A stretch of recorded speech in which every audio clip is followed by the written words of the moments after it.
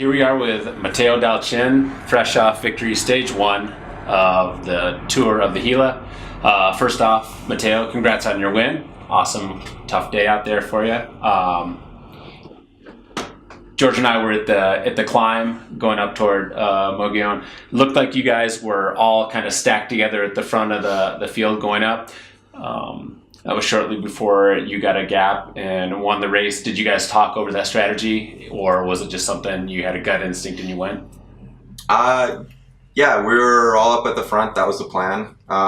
We anticipated it being a sprint rather than having an attack go and stick, but we had discussed that as being a possibility. Our plan was to try and keep Colin in a really good position and see if we could lead him out for what we figured would be select group sprint over the top. And someone maybe hit out halfway up the climb and Sepp covered it, and then as it all kind of bunched back together towards the top, I figured I'd have a stab since we had a whole bunch of really good options if it didn't work out, and if it did, then... Yeah, it seemed like kind of a sort of a almost a random place for an attack, because you just come up this, rather steep, hard climb, and then you get to the flats and you go off the front. Why do you think that worked? Well, personally, I like to hit out in spots like that because I'm a bigger guy. I can't climb quite as well as a lot of the real climbers, so I can make it over the climb in okay shape, but then like my sort of power to weight isn't as good as theirs, so I can make more use of it on the flats. So figured it was a good chance. It was that sort of sweet spot where it's a little bit too far for any sprinters to cover you, and maybe not enough time to put together a real chase and get something going for a team to organize. So yeah. Awesome. Matteo Dal-Cin, that's a pretty badass name. Do you think that makes you go faster? I hope so. It's got some Italian heritage in there, so maybe drawing a bit of that. Do you think on the team, do you and Sepp Kuss kind of go tit for tat for coolest name?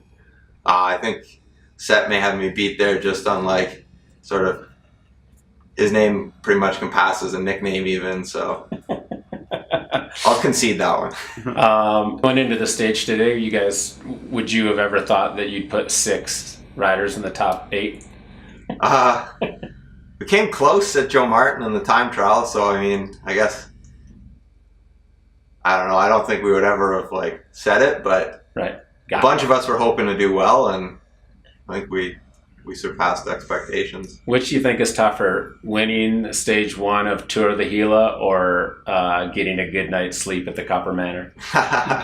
Rob's done a pretty good job and fortified our room from the parking lot lights, so I think the first night definitely getting a good night's sleep was harder, but after Rob went to work on the window, then I'd say the stage win was a bit tougher. Our room was basically daylight all night. Oh yeah, you got to talk to Rob or Evan about. We'll get him over. Yeah, getting the tinfoil on the window there. So you just won a stage. What's on tap for the rest of your night? I think we're just gonna maybe grill up some food here. We have some cooking stuff, barbecue out in the parking lot, and then grab some supper, maybe do a team meeting. I'm not sure what Pat has planned, and then little Warriors Blazers. Hey. Canadian, right? Right. It doesn't matter. Basketball? Yeah, basketball. Oh, okay. Yeah, sorry, I'm lost. If I'm watching anything, it's going to be the NHL playoffs. Got it. Are those going on right now? Yes. Oh, okay. See, First round. This is right now, cultural differences. Yeah, we're fair. Figuring them out. Basketball playoffs too? Yeah. Oh, yeah. First okay. round. Okay. Yeah. Yep. We're in the same spot. Yeah. Well, thanks so much for sitting down and chat with us. Good luck with the rest of the race, and congratulations again. Thanks so much, Eric. Yep. Take care, man.